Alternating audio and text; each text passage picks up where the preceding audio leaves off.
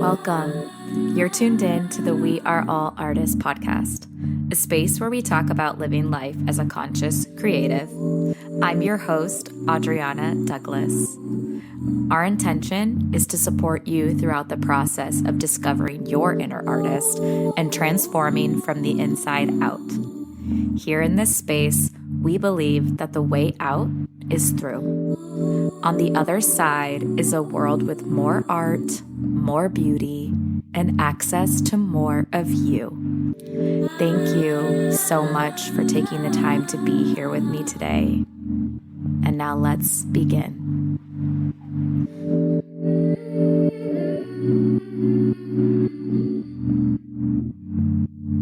Hello. Welcome back to another episode of the We Are All Artists podcast. Today I have Dr. Kate Raynes-Goldie on the show.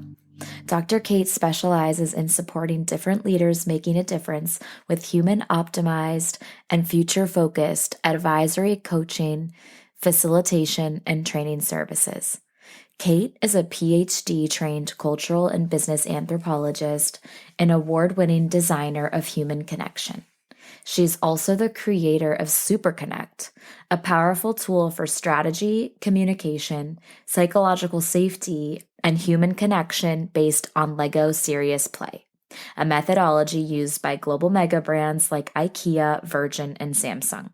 She's also a sought-after media commentator, past TEDx speaker coach, strategist, university lecturer, keynote speaker, and a business news, technology, and innovation columnist. Today, we dove into all things SUPERCONNECT and how to build your way forward and connect through play. I cannot wait for you all to hear this episode and your key takeaways after you listen. So sit back, relax, and I hope you enjoy. Hi, Dr. Kate. Thank you so much for being on the We Are All Artists podcast. Hi, Adriana. It's lovely to be here. I'm so glad to see you. It's been like a year, like multiple. I feel like it more has than been that. at least like 2 Time years is all now. strange. Yeah. Time has been strange for us. It's been like 2 years since we've last connected. And I would love for you to give the audience your background first and foremost, and then we can get into a little bit about how we met. My background is a good question. And it's just because I do a lot of things. A lot of things. And the way that this amazing mentor of mine, Marina Harper, gifted me the description of what I do, which is being a cultural anthropologist. And what that is basically someone who's really good at paying attention and listening to what humans do. And it's funny that she gifted me that because it was a reminder, because basically my PhD and my undergrad degrees were cultural anthropology. So she almost reminded me and gave me permission to really own that. And so that really runs through everything that I do, everything else, which is I'm a certified Lego serious play facilitator. I do some writing for a business publication here in Western Australia. I teach at a university here twice a year. And I also do speaker coaching and keynote speaking. But I think my favorite thing that I do is as the creator of SUPERCONNECT, which is my particular kind of add-on to Lego serious play, which is really Lego serious play, which we can talk more about, but it was developed in the 90s by 2 European business professors and Lego. And the way that we thought about safety and creativity and teams and people and mental health back in the 90s is quite different in a post-COVID or wherever we are in relationship to COVID, but things have really changed. And so I feel like it's an add-on to update Lego serious play to be for today. And it's really about better conversations and human connection and psychological safety. So, yeah, and the anthropology part of that really is about, it's really a tool about creating understanding and helping other people to almost be anthropologists with each other, especially in business. Like, how do you really understand what your clients, your customers, the people you serve need, and how do you really help them to understand that in sessions? And how do you get them to be more creative as part of that? So I love that you mentioned you are paying attention to what humans do, because humans do very interesting things all the time. Yes, we do. We're fascinating creatures. So you mentioned creating understanding, like in business, with others, with yourself. So we met doing a variation of what you just mentioned called SUPERCONNECT. And at the time, it was for dating. And we got into, so basically connection with self versus with others. So I'd love to hear a little bit more, and we can dive into that later, but I'd love to hear a little bit more about the connection. Does basically, obviously you do virtual and in-person stuff, right? So maybe like, is the connection different between the two? And also it sounds like you do it with businesses, with small groups, maybe one-on-one. Like, who is SuperConnect? Who is it geared toward, and or can all these groups use it in different ways? Yes, I mean, it can be used by so many different groups. And what's been really interesting is that in this past year, I've really shifted from someone books me to come and run a SuperConnect session, say for their conference. So I've done conferences of 800 people where we do a SuperConnect session, or, teams of 10 or 20, or small groups, or one-on-one. I'd even use it for teaching. So I'm teaching tomorrow for a bunch of visiting Japanese students at Murdoch University. So using it as a teaching tool. But what's interesting in the past year is that I've really shifted from, I'll do it for all these different applications for different businesses or different events or conferences, to actually teaching other people how to use it. And so I have done basically facilitator training, teaching Lego Serious Play as part of that, because that's like the base, the foundation, and then teaching the add-on to SuperConnect. But what's really interesting is the people who come to that, who want to use it in their work, range from early childhood educators working with kids who are twice exceptional, working with dating coaches. I had a dating coach do it because she wanted to bring it to her clients with speed dating, and also as a tool for helping them to connect to themselves and connect with others. I've had basically like executive coaches, startup coaches, all sorts of different people who come and learn it as a tool to then bring back to their work. And so what that says to me is it's almost like, it's really like bigger ripple effects, and the desire for people not just to have me run a session for them, like come in for an hour, come in for half a day, but really it's like, I actually want to integrate this into my work. So I think that's really interesting, and it really says that there's this importance of connection and seeing the value of that and across so many different sectors, like education, dating, business. And so it's, I think, another kind of symptom or consequence of COVID is that we've really gone to realize how important that connection is. Do you find that all of these folks that you mentioned have a common goal? Like, do you think that there is kind of like something that they all feel that this method might help their clients or people they're working with? I would say, I wouldn't say it's necessarily the goal, I think, is connection. And there's also playfulness as well, like playfulness and creativity. But I think it's almost like, if we look at not necessarily demographics, but more psychographics, like what do they really value? And I would say that everybody who comes to work with me, regardless if it's facilitator training, learning how to do this for their clients, or working with me in speaker coaching, or booking me to come and do a session for them in the organization, is it's different leaders who make a difference. And so it's a real desire. I think the common goal is, above the connection and the playfulness, is making a difference in the world, making the world better. which is, And I think, something you and I have in common as well, right? yeah, like that Yeah. really like making a difference in the world, like learning how to serve others, like the connection and the playfulness, I feel like can bring out the best in people. It can bring out that Yeah. authenticity that everybody talks about now, right? Everybody wants to be authentic these days and like purposeful and find themselves.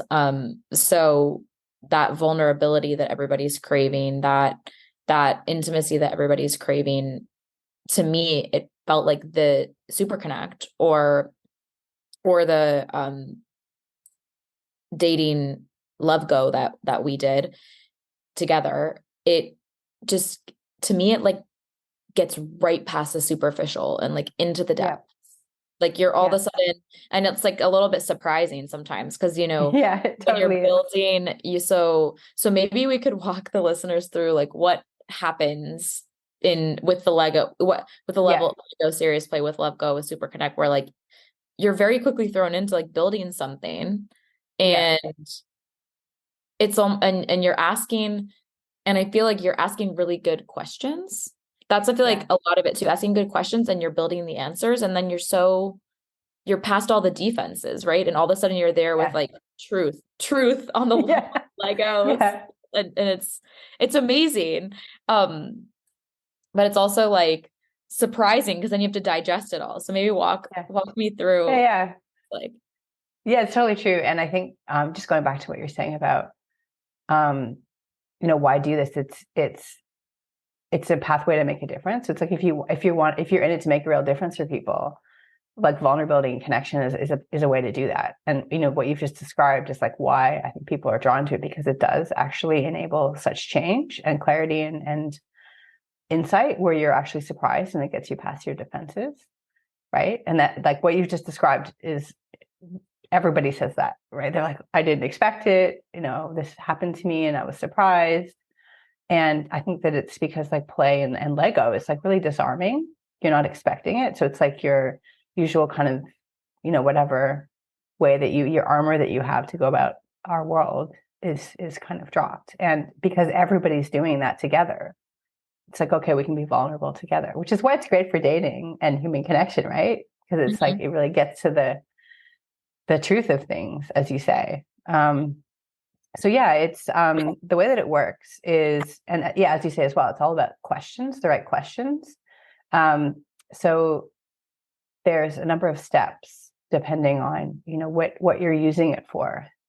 But the basic three steps are, first you pose a question, and so that question is really important. So making sure it's open-ended, making sure it's designed for the outcome that you want. So it shouldn't be a yes or no question, and something that's usually a bit evocative is good. Something that everybody can have a response to, that Okay. everybody can have an insight to, and be able to provide something useful. Um, so once you pose that question to whoever you're working with, and it can just be one-on-one, it could be a group of 800, they create a response to that. So they create with Lego. They create what they think, and it's not about building cars and buildings. It's about building stories and metaphor and feeling. So, if you're into Lego and you love to build with the instructions and build, these amazing, elaborate, perfect, Lego builds, it's not like that at all. It's, if you look at what people create with SUPERCONNECT and Lego Serious Play, they're very almost like dreamlike and surreal, because they're not about who can build the best thing. It's about, thinking with your hands and almost like letting your unconscious take over. So you do that, and then the next stage is sharing. So you'll, in the group or in pairs, however many people will share, and that's often where sometimes you'll create something and not actually know what it is until you share. So there's some guidelines around that. Around, you can only share, you share as much or as little as you want. So if you start sharing, you're like, oh wait, I realize like something's come up and I don't want to continue, you can just keep that to yourself. You don't have to continue to share. And if you're asking questions about, because it's encouraged to ask questions about other people's creations, to ask about the creation rather than the person. So if you're saying, what's that mean on that rather than, why is the pineapple there? Or what does the yellow brick mean? But not saying, why are you doing that in the model? Or like, why are you like this?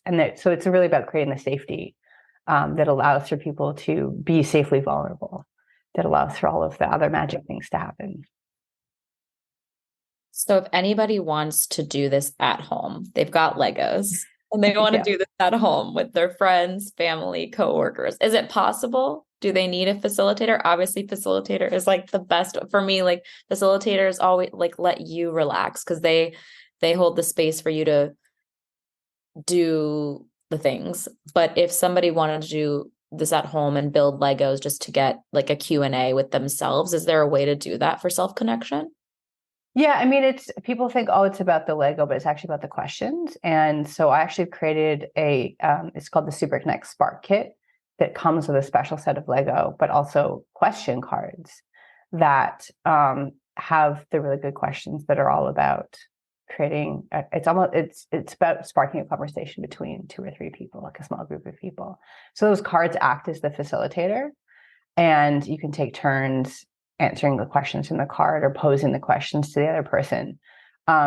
Because it is hard to facilitate and participate at the same time. So it is, if you do have a larger group, I would recommend getting someone to facilitate for you.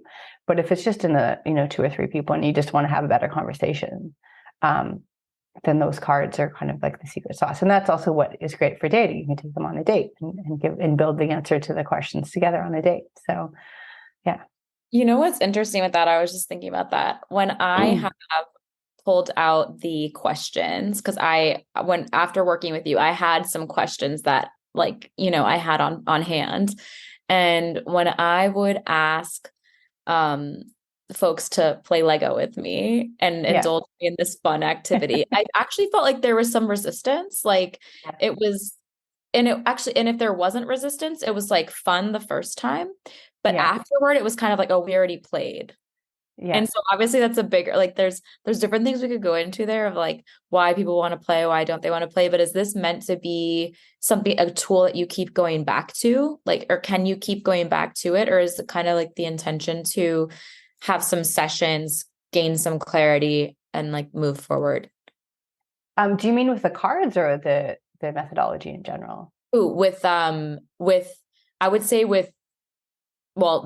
since I did it with you for Love Go, this is more for Love Go, where I had a set of questions and was able to take those questions on dates with me and build answers, right? Build answers. And I think that it was like really fun because some people were like excited that like, it's because like some people just haven't played Lego in years and years. Yeah. And what, you want to play Lego? And it's like really exciting and cool. And then I think it like almost like but like it was like not something that people wanted to repeat like multiple times. It wasn't like, let's do this like every date, Yeah. No, that's a really good question. Yeah. I'd say it's designed for, it's like to do 1 or 2 times. Yeah. And it's about the questions. So I think it's like you could do different questions. And there's another deck of cards that I love. It's not for playing with Lego, but it's called We're Not Really Strangers Anymore. And it has 3 levels of questions. And then there's a relationship, like a couples one. And so sometimes me and my partner will just sit on the couch and just like pull out level 3 questions and ask each other. And so I think it's like, there's often a big space in between, but I think that it's something you can bring out again, but you wouldn't be doing it like every weekend or every day. But if you're, doing a lot of first dates or a lot of like meetings with people, like client meetings, it's really great for that first session. Yeah, like it sounds like that first session, maybe team building event with with the newer folks on a team. Also maybe as let's say like as an offsite type of thing, or if you're like you said, some facilitators come to you, right? So like, or educators. So like if you have a classroom or if you are holding space for people and you want to bring in a new, different method other than what is already in your toolkit. So it sounds like it sounds like it's good for all that. But like it's like once you've kind of established the norms of the group or of the team or of the relationship or of like gotten the clarity in in a space that it becomes sort of like just something in your kit to go Your back to, toolkit. not, Yeah, and but not exactly. something to be doing like all the Oh, time. yeah. And I think too that the thing with SuperConnect and Lego Serious Play is that there's so much you can do with it beyond, like, that's a really simple, like, I would say that responding to questions in one build where each person builds a creation by themselves, that's like the most basic almost element of it. Because if you do the certification with me, we actually spend 3 days and we get into these really elaborate things where people are building individual, they're called individual builds or individual models. And then you're creating shared ones together, and there's different things with agents and connections, and there's so much you can do with it. So it's really almost like the tip of the iceberg. And there's, again, I'm thinking things that I do with it. It's really more depending on the outcome. So you can do a vision board with it, which is an activity I do at the end of my certification, which is, okay, now we've done all this. What do you want to have happen now? So it's the end of the certification. We're all everybody's got their certificates, and we have some drinks, mocktails, alcoholic drinks, whatever you want, tea, whatever people want to have that makes them feel good. And then we build the vision with Lego and we share that. So it's really like, they're called techniques. And so SuperConnect is adding more techniques to the kind of toolkit of Lego Serious Play, where you can add all these different things depending on, what's the thing that you want to have happen. Do you want people to connect? Do you want people to get clarity around strategy? Do you want people to create a decision together? Do you want people to imagine the future? And that guides how you actually do the session. So there's so much you can do with it. But yeah, that the SuperConnect Spark questions are really just about creating connection when you're just getting to know each other. I love that. Is there a way that you feel like, what creates the mood or the vibe to have the safety to go into one of these sessions? Is there anything specific that comes to mind for you? Yeah, it's and that's, I think, a piece that was really missing with the original design of Lego Serious Play, was not having that psychological safety and vulnerability. It was originally built for like business strategy in the boardroom with like guys in suits. I imagine them like wearing suits in a boardroom in Europe somewhere, right? Which is awesome, but it's like there's so much more you can do, and there's so much more that we need now in terms of how we want to use it. So things I like to do, I combine kind of like, I'm not going to say evidence-based sciencey things with like more woo-woo things, which science just hasn't caught up with yet. Right. But things like just going into the room beforehand and maybe do an energy clearing with some spray, like energy. I love. There's a company here called Halkabee, and they create all these different sage Ooh. Or Palo Santo or frankincense sprays. Yeah, so doing that, and then and you and I have both studied energy healing with Kat Kabira. So I'm nearly finished my certification with her. Hey. But teaching how to hold space and show up in a way that almost like models how to be grounded and how to be safe and how to be connected. So doing some work on myself. And then I also often will do a little grounding practice with people at the beginning of a session. And then, playing music. And then having ground rules around, safety and vulnerability. So like some of the things I talked about in terms of like, how do you ask questions the right way? Being okay to say I'm finished sharing, or I don't want to share anymore. If someone asks you a question, you can say, I don't feel comfortable. So like modeling all of these things around safety and doing that right from the beginning. So there's all sorts of different things that I do that make it safe. And the results that you get from that are, you get really authentic connection. So if the goal of a session or a goal of whatever you're doing is to just have connection, because sometimes that's all people want, because that's great in itself. You get that. But then if it's like, we're going to have that connection and that safety first, then there's so much you can build on that when you're in that space and everybody's feeling like, wow, people care about what I have to say. I can actually really authentically share. Like that's how you get high performing teams. That's how you get people to be really creative. That's how you support all of these really amazing outcomes. So it's either can be an outcome in itself or a foundation for all of, having way better outcomes with the other things that you want to do. So imagine if you did all of that before you get into the boardroom in your business suit, right? to do strategy, the outcome would be so much better. It's about the energy. Yeah. I 100% am with you. Like it really sounds like the prep is equally as important. And I mean, this goes for, I feel like, any facilitator, like the prep that you do, whether it's right before the students, clients arrive, whether it's like, meeting prep before that day. Like it sounds like so much of it is also like about what energy and intention you're bringing into Yeah, totally. into the session. Yeah. Because if you show up all frazzled and stressed out and, all those things, right? Like just imagine being in that session with you. You'd be like, what is this, right? Like I'm getting stressed out. Yeah. And the music. I forgot completely when you said that. I completely forgot about the music. It's so amazing. So you're doing the whole session with music playing as you build. Yeah. And you exactly. have special playlists.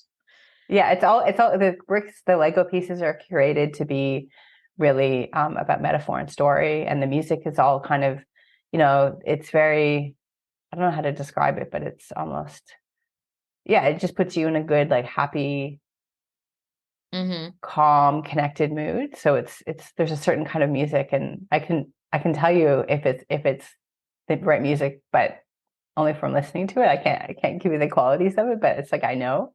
And I think people listening to it know, right? It's not like super hardcore heavy metal, although I do like it's heavy like metal. happy. I remember it being like really Yeah. happy and kind of uplifting and motivating. Yeah. Yeah, Exactly. and engaging. Yeah. That's what I remember from it. Yeah, So happy. I would say being happy is a good way to describe it, like happy and energizing and a bit jaunty. Yeah. Yeah. So you mentioned like really this is about building stories and metaphors. And I know that the Lego pieces are curated toward that. And that was the best too, right? Like to have a kit that had a lot of variety so you could actually kind of tell more stories and not feel like you were limited to like only certain pieces. Is there anything that you would want to share about how to be, and maybe this also goes into your speaker coaching, how to be a better storyteller, how to learn how to actually tell the story, use the metaphors, share the feelings? Yeah. I mean, I think, and this is almost like a non-obvious answer, but and especially thinking about speaker coaching, is that I think we're often told that we have to do things a certain way. Like this is how you show confidence and presence on stage, or this is how you're a good facilitator, or this is how you should dress, and this is how you should look on LinkedIn. And I think this is really the part about the different leaders that I work with, is that if you're a different leader, and that can be any reason that you have felt maybe you're doing things differently, you're a bit on the outside, play is really important to you, or that's still a bit of not a thing that we do in the business world so much. Or it might be that you are a heart-centered leader, or you bring energy healing into your work, or you really you've cared about sustainability for years and years, and you've embedded that in your work. Or maybe you're neurodivergent, or maybe you're a woman working in a non-traditional field. All of these things that would make you do things differently and see things differently, which it can be a superpower as well, because it helps you to be a divergent and a lateral thinker. But it also means that I don't think that things will work for you in the way that this is the way you do it. I think that'll work for a lot of people, but I don't think that it will work for you. Or maybe if it maybe it's okay. It's I think it's as much about going, I don't need to force myself the should. I don't should trying to do something that doesn't work because you should just makes it even worse. So I think the secret, especially when I'm thinking about speaker coaching, is it's not about learning how to do it this certain way. It's about learning how to do it your way. Like what works for you, what makes you feel confident, what makes you feel connected, what makes you feel you can tap into your truth and your vulnerability. So it's almost like how do you show up like, as thinking the same way that as you're a facilitator, you have to show up in a certain way. So when you're showing up speaking, really modeling that vulnerability and that confidence. Because I think if you're doing a talk and you're not showing up vulnerably and authentically, people are going to have trouble connecting with you. So it's really what I'm hearing is like, it's, first of all, it's like not allowing, sort of like, I feel like, at least for me, what social media has felt like a little bit lately is, yeah, everybody telling you like what is the best way, as we're saying, like and even as we're chatting here, like Lego serious play, SUPERCONNECT is a way. Yeah. Like I'm not like, and so it's like being open to forging your own path, which can be really scary, especially as a Yeah. speaker, especially if you haven't seen it modeled. Like, it's Yeah. like being the model feels so difficult when you haven't maybe seen the example modeled yet of Yeah. your Yes, that's specific. totally true. Yeah. It's like, That's why it took me like 20 years of speaking to figure this out, right? Because it's like, what? right. Because Yeah. sometimes I've seen definitely some speakers say that there's certain, I think, maybe conferences or stages where it's like they say you have to wear X, Y, and Z, or like if you're not willing to dress like this, like you like are a no for this event. And so like I think that's also one of those things of authenticity and integrity where you're like, okay, well, where am I willing to go and dress the part that somebody else is like requested of me, versus being like, hey, this is me in my speaker role, in my truth and integrity, and I actually like won't take that event, or I won't do that thing. Mm, I don't want to be uh kind of selling myself short. I don't know yeah. if you've had those experiences at all, but I definitely have seen some of that type of commentary online. Yeah, I think that's exactly true, because what I've noticed, and with the people that I coach, but also myself, is that when you are in front of an audience that isn't your audience, or when you're working with a client that isn't your client, it feels really different. And it, I think, almost gets in the way of like really showing up in your best. So it's like when you're with people who are your people, and when I say your people, it's like the people are that you're uniquely positioned to help, and that see you as someone who's like, wow, she really understands where I've come from, and she can help me in a way that no one else can. Um, when you're with those people, it feels really different than when you're with people who aren't really like fully in appreciation or, alignment with you. And so if you're in alignment, then you can show up in this way that's like way more powerful. So I'm not going to say that like you shouldn't ever do something that's out of alignment, because maybe it's, figuring out, what Right. is where, and you have to be in those different situations to go this, and it's really, how does it feel? Like, do I feel really in alignment? Do I feel confident? Do I feel connected? Because it's often a subtle feeling. And I think it's years that I was putting up with that subtle feeling of like, oh, this doesn't feel right. But now that I've like identified who the people I love working with and love working with me, and I can get the best results for, are the different leaders who make a difference. That has been huge in terms of me feeling really good about working with them and being able to work with them in the best way. Mm-hmm. So it is really like experimenting to find out, what feels right, and what feels like the right people for me to be working with. So yeah, sometimes it might be saying no, and often saying no means you're saying yes to something else. Yes. Yeah. Yeah. 100%.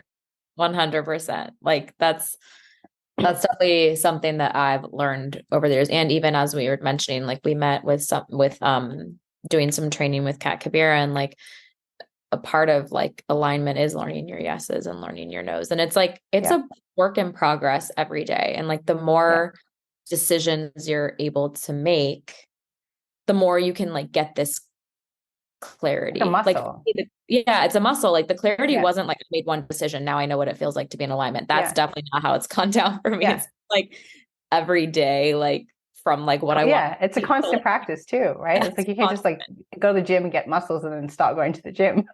No, it's Yeah. constant. It's constant. So like I think switching gears a little bit, is most of your work now back on in person now that we're in a post COVID world? I'm curious because I feel like for me, building connection has been so powerful in physical community, but I also felt like when we were doing Love Go virtually together, like it made no difference. Like, I mean, like Yeah. I would love to be in person, but it did what it was meant to do. I would say on the one hand, there's more in person, but I would say there's more online. Like there's more of both. So what's interesting, I think, and I think a lot of people have experienced this from COVID, is that we've suddenly realized we don't actually need to be in person all the time for everything. So I have clients in Europe and North America and in Australia. And there's some people who will say, I'm going to drive.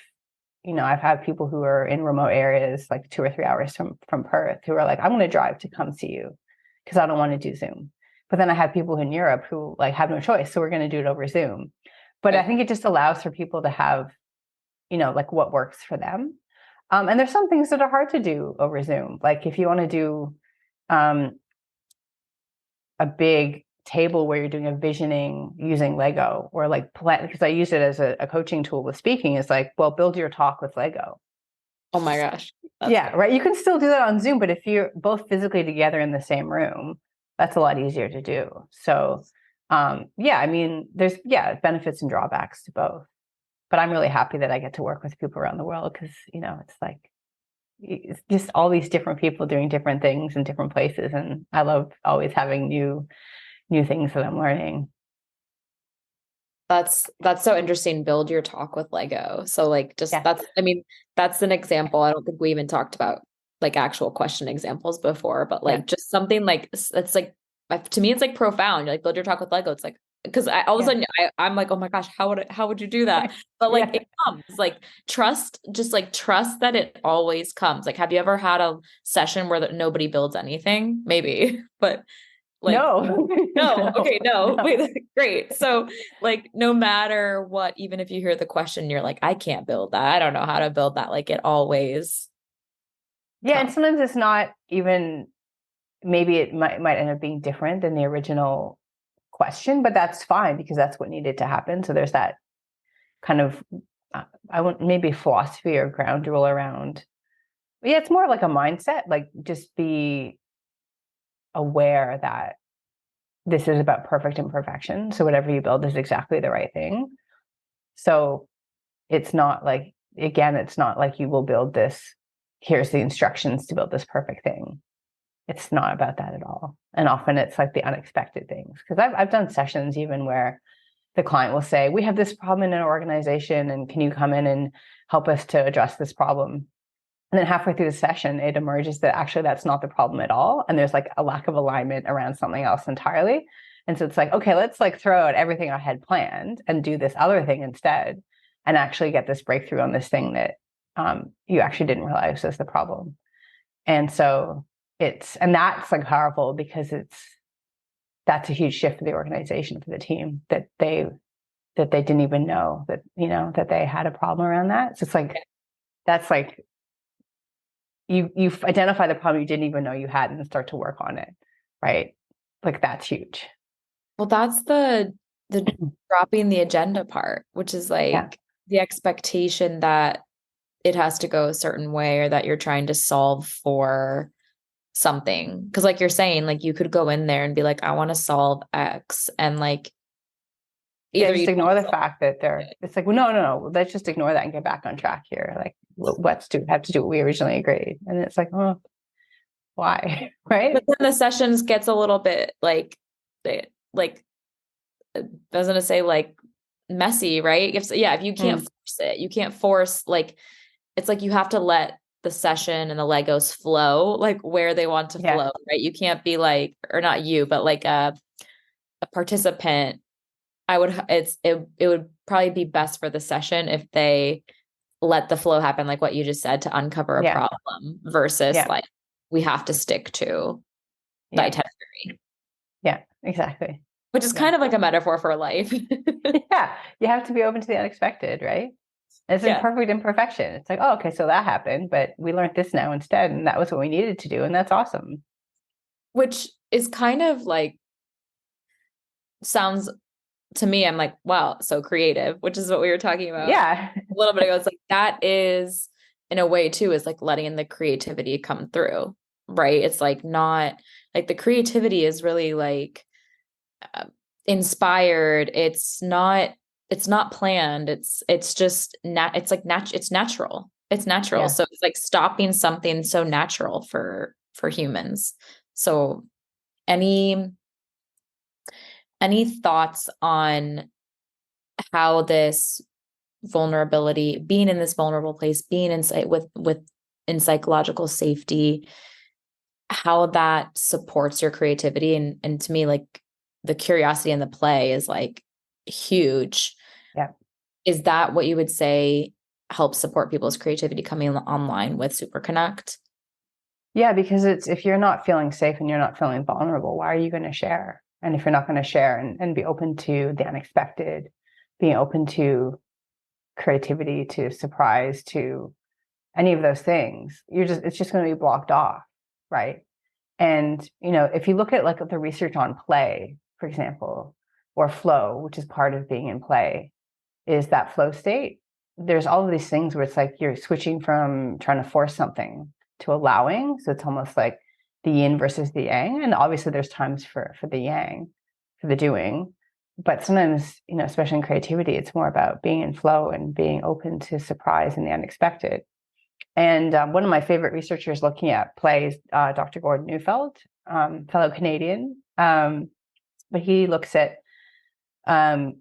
basically play in terms of developmental psychology, like an essential thing for kids, but also for adults. And he talks about play as being this thing that is a space, like the emotional playground, where emotions can come out to play. And it's a place for us to kind of safely feel and process our feelings, but also it can't be for any purpose. So like playing a video game, because there's an outcome, like there's a win condition, which is, using a term from game studies. There's a win and a fail condition. You can win or you can lose. You can die all your lives, or, whatever game you're playing. But in more in Lego serious play, especially if you're saying, I have this outcome that I want to achieve, but I'm open to other outcomes. It's not 100% not outcome based, but it's way more non-outcome based than a video game. And so when you go in going, I'm open to whatever is going to happen. I'm open to playing. I'm open to not having an outcome. I'm open to whatever outcome there is. That's where the magic happens. And so that connection, I think, with vulnerability and safety allows for all of that to happen. So it's interesting what you were just saying about the video games and like versus something like SUPERCONNECT, right? Like where it's like you'd rather, or with the research you were also talking about, like it's better for the creativity not to be for any purpose versus like a video game. Am I understanding that like a video game where it's like there's a win condition? Yeah, so it's like, imagine if someone's like, okay, you need to paint this painting and you have an hour and you have to do it with these conditions and it has to be, it makes it a lot more challenging and I think less interesting and easy to do than if it was less of an outcome. So it's maybe you're going to have, here's some colors and just go for it, and maybe some guidelines, but it's really more about allowing the unexpected to happen. Like if I'm like, paint a flower with these colors and you have an hour, it's going to be different than if you sit down and just see what comes out. That might be completely different than you were expecting. So it's the outcome is better if you don't actually force the outcome. That's definitely something I've found with music and guitar and songwriting as I've been learning those things, that like every time that I was like pushing for something that was like an agenda based thing where I was like, I want to achieve this thing, or I want to do this thing, or I want to have this output. It's like the creativity, like it like couldn't do the work. It couldn't do its job. It doesn't work. Creativity was like, no. Yeah, that's not how it works. We don't work like that. Yeah. But like the like more analytical structured part of me was like, this needs to go this way. So I love your comparison with the video games, because I think that that's such a good analogy of like how also we might be thinking in our lives of like success, career, what we want to get out of something that we put time and effort into, is like that there has to be a win, or there has to be a win, right? Everybody is like trying to get to the next win or the next goalpost. And so like creativity, the Lego serious play or SUPERCONNECT is all about just like being open, right, to the outcome that's going to present. Yeah. Or may not present, or may present when you don't want it to. So it's like even being open to the unknown and the unexpected. And it is a bit scary.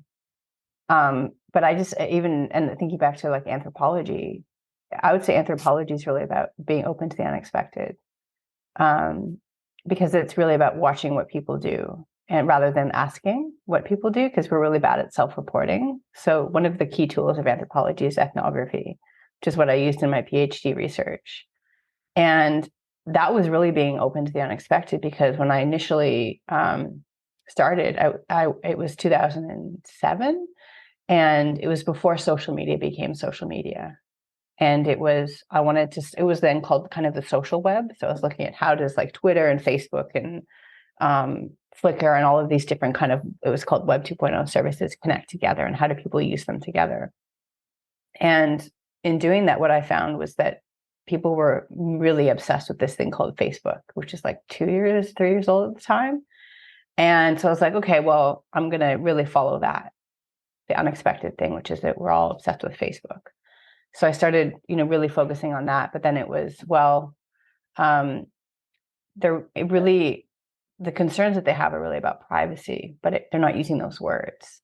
But it was really about being open to seeing.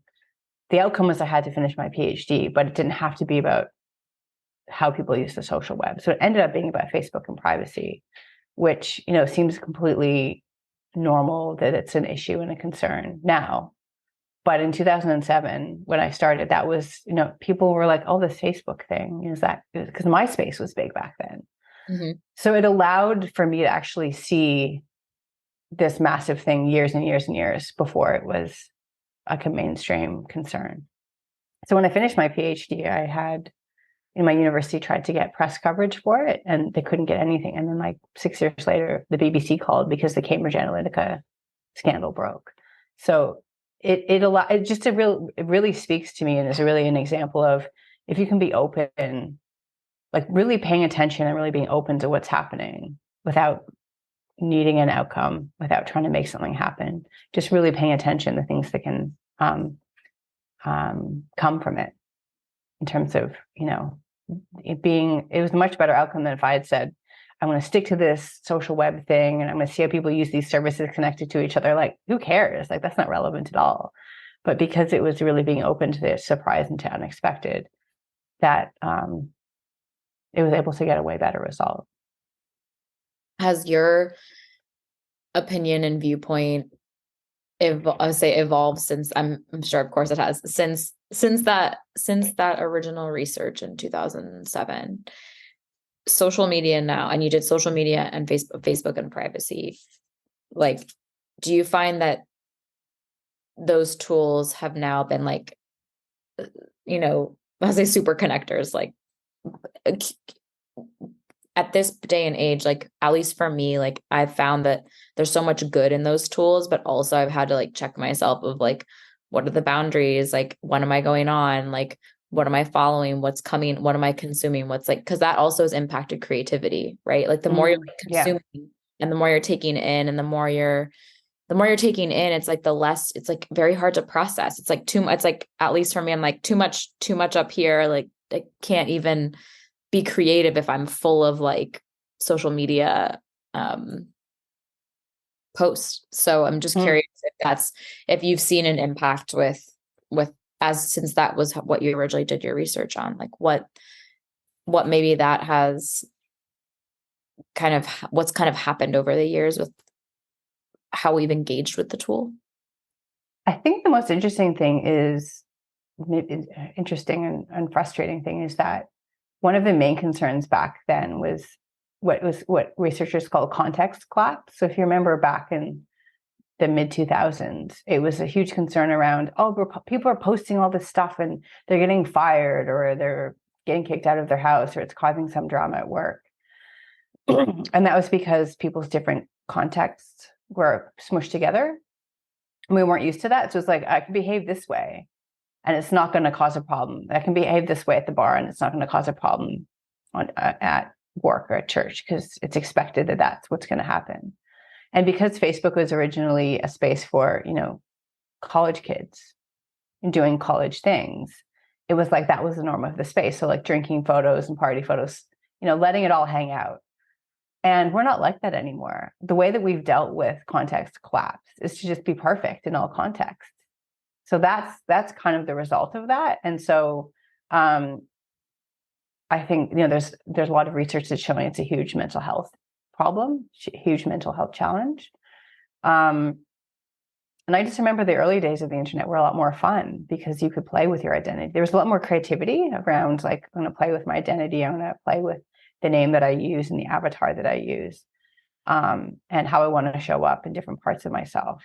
But we don't have that anymore. So the way that we've dealt with this, with smushing all these privacy things together. And I remember I actually talked to Mark Zuckerberg at South by Southwest in 2008.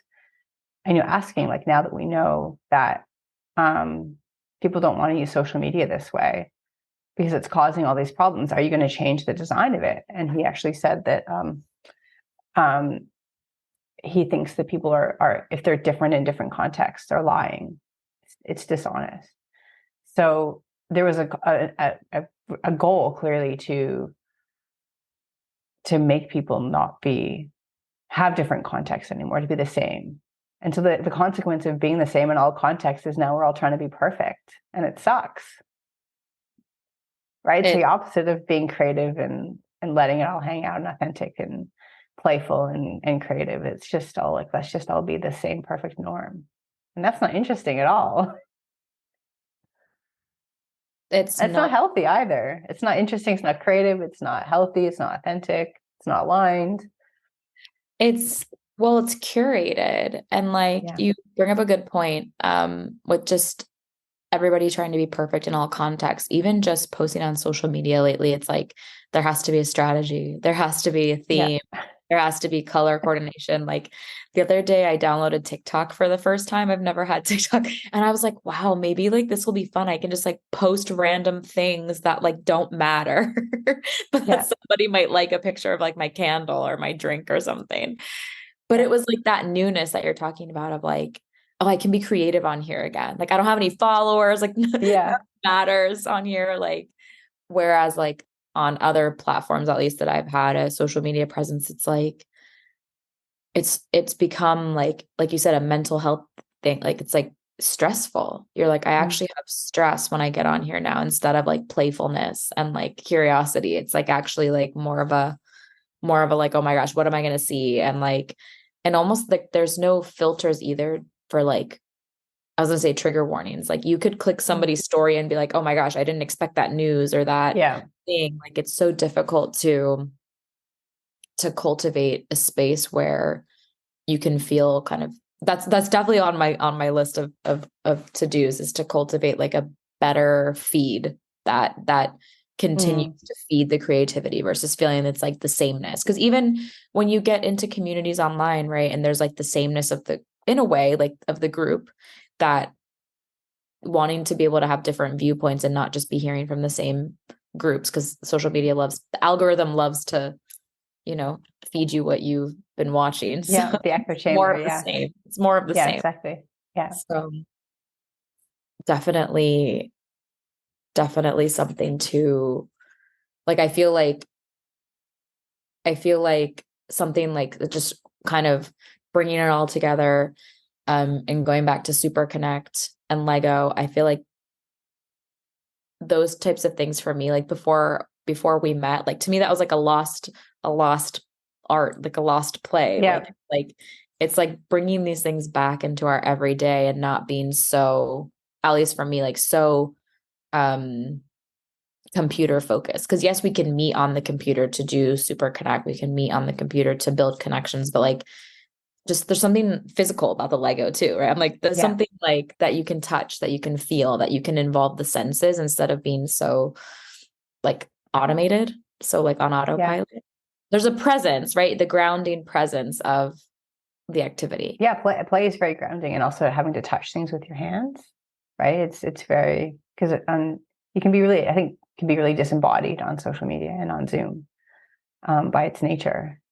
But I think it's also why, like, if you look at Gen Z, for example, there's a real push towards a real interest in not being perfect and old tech, vintage tech. So I'm actually writing an article today for my business news column about, Gen Z's obsession with vintage tech.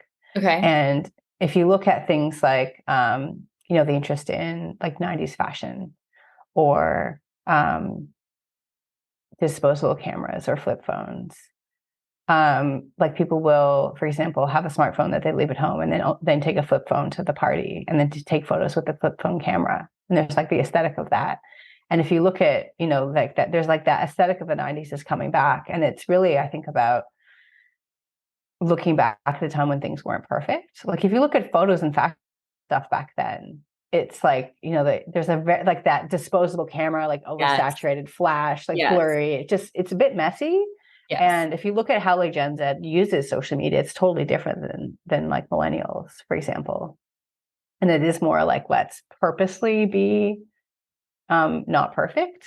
I think that's why there's an obsession with, because it's like we want something that we don't have anymore. And it's almost like a response to this like perfectness of social media and perfectness of of social media. And so how do we go back to that? And how do we have less perfection in our life? So it's cool that that's happening. Or things like the pear ring, which is like you wear this plastic ring on your finger. You've heard of the pear ring? Yeah, I've seen it. I've seen it, but I haven't seen it. So it's funny that you say that. I was at an appointment and this lady, I saw her with like turquoise. It's like turquoise, right? Or yes, it's turquoise for straight and I think violet for queer. Okay, and that's called that's called the pear experiment for those listening. Yeah. Where it's like if you're single, you wear the ring, and so people when they're out can like talk to you or ask you out. I actually saw that you're single. I saw this lady wearing it, and I was like, "Is that the pear ring?" She's like, "No." She's like, "This is my like kind of like her not like fake wedding ring, like when people don't wear their wedding ring, they have like the silicone one, yeah." And I was like, "You might want to change the color of that because people are just saying the wrong message." Yeah. So I don't have one, but I found that fascinating. But I was also, it's interesting what socials has done to us. I also was a little scared, like, oh no, like I don't want to wear this to the grocery store. Like I don't want people to talk to me at the grocery store. Like maybe going out for dinner, but like. Yeah, so I love that, like, it's so interesting that these simple things are being brought back into our lives to like shake things so get off the apps, wear this ring instead, right? So it's like the whole point is like there's no app, there's nothing, you just wear this plastic thing on your finger and that's it. It's scary because then you're like, what? I don't know anything about this person. I can't scroll. I can't check like who they are. So I love that. So definitely I didn't know anybody knew about the bear experiment.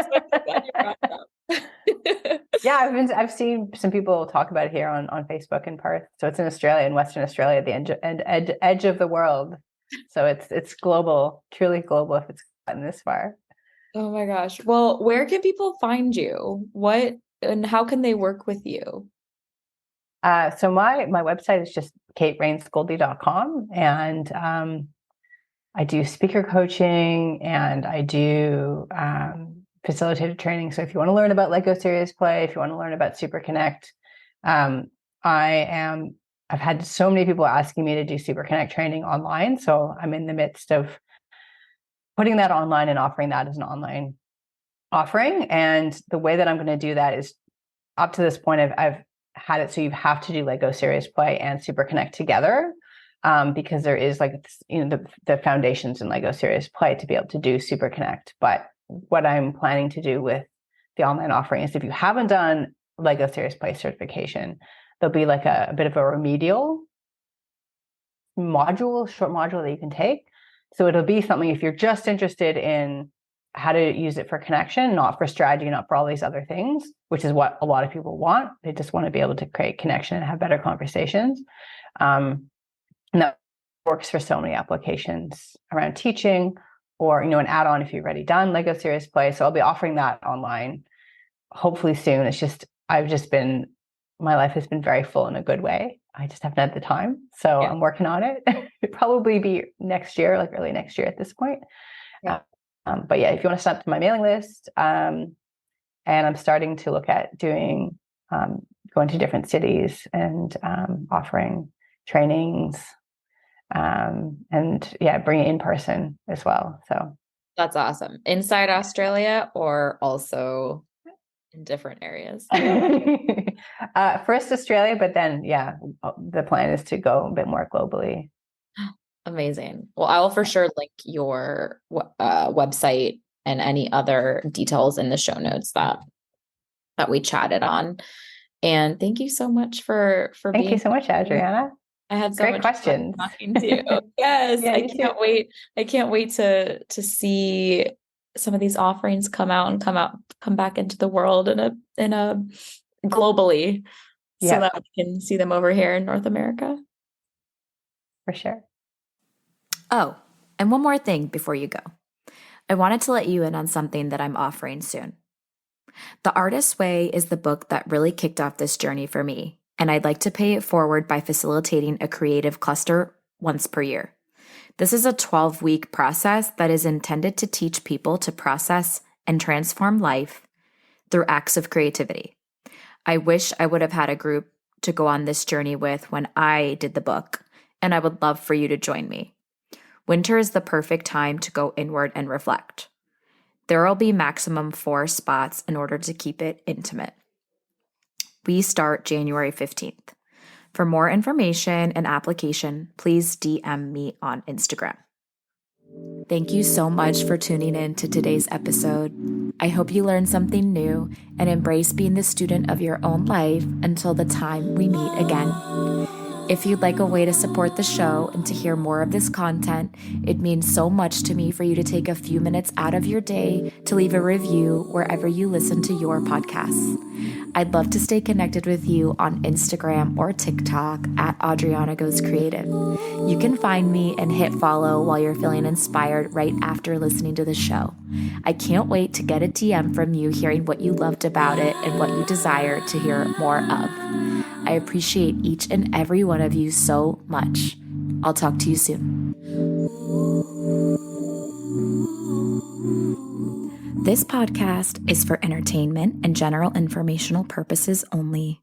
I am not a licensed healthcare professional, and this podcast is not intended as a substitute for the advice of a physician or other qualified professional.